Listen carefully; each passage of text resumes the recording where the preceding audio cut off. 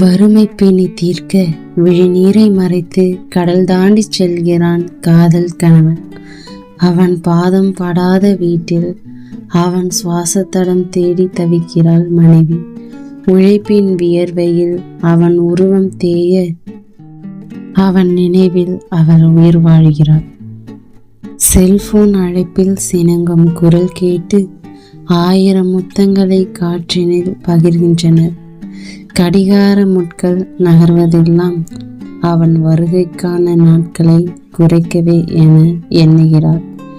சாப்பிட்டியா என்ற ஒற்றை சொல்லில் உலகத்து அன்பு அனைத்தையும் பகிர்கிறார்.